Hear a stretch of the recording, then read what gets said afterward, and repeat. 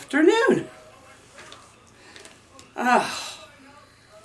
It was 35, 36 yesterday, and it's going to be 57 today.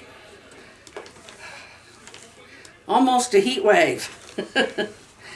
We're having a milder January, which is fine with me, because was it October or November we had some really cold snaps.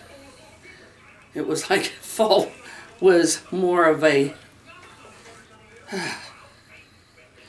we just had some really cold Arctic fronts come down, and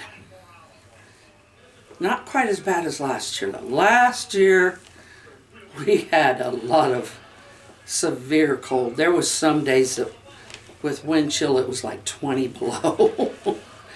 So it was like, don't go out unless you absolutely must. But this year, Joe, don't have to.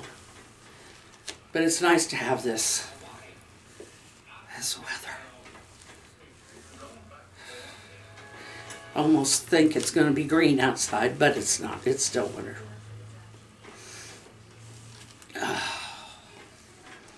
Fresh air.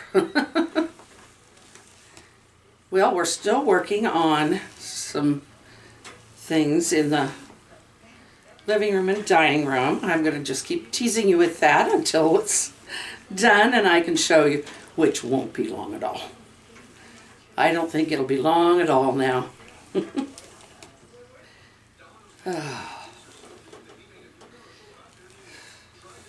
Mostly it's a matter of getting things back in place and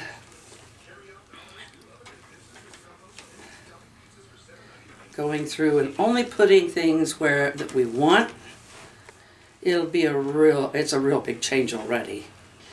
They delivered, I will tell you this much, they delivered our new entertainment center, and when they put the box in, or I don't know if they put the box in or if Joe did. Sometimes when they're really heavy they'll leave them out on the porch so they don't have to wrestle with the door. But all the ice melt and stuff. Oh, those are heavy when you try and lift them together. Oh, that's a heavy one. They moved all that stuff over here. This one's not as heavy. The other one is almost full. What's this? Super Tech. Antifreeze. Okay. It looks like an antifreeze. And more ice melt. But only at least, it must be 20 pounds. It's probably not, but it feels like it. You know where that other shelf went to? The big one? I thought you put it in. Oh, yeah, I can't find it. Is it behind the other old entertainment center, the one you're getting rid of? I have no idea. Did it follow behind the new one? He lost his shelf. It's big enough, it's got to turn up. I think I'd have felt that if my oxygen tubing were dragging it. That is one thing. Sometimes when I'm walking around the house, my oxygen tubing will grab shoes or whatever happens to be at your feet, or just sitting on the floor.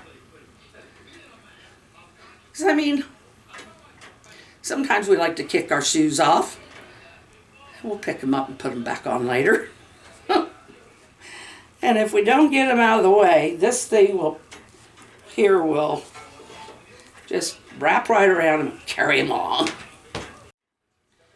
But the Roadrunner is going to be a challenge because I can't spread him out. As far as that, he's going to have to be smaller than I drew him, which that shouldn't be too hard.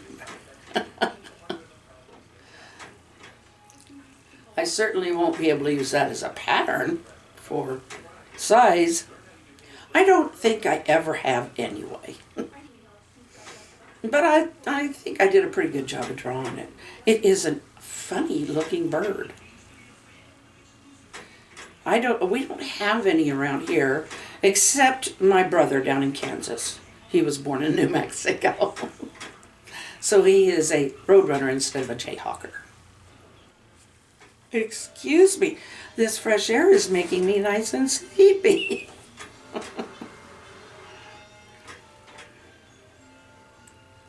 I do need to get the puppets out soon and have them see if they can get Mr. Lemur down here to talk. I doubt it very much, but they can try.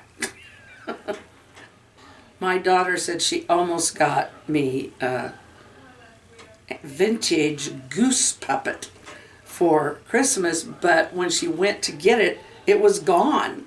She had seen it, I guess, and then she went back to get it, and it was just gone. I was like, oh, that would have been so cute.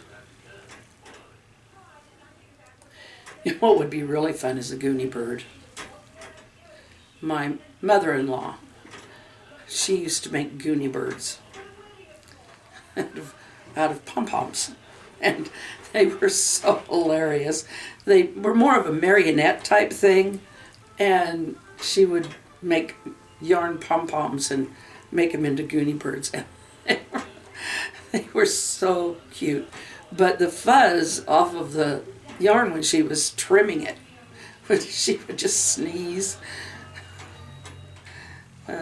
Oh, well, I love you all, and I will see you again tomorrow. Or I'll put a short up. Love you all. Good night.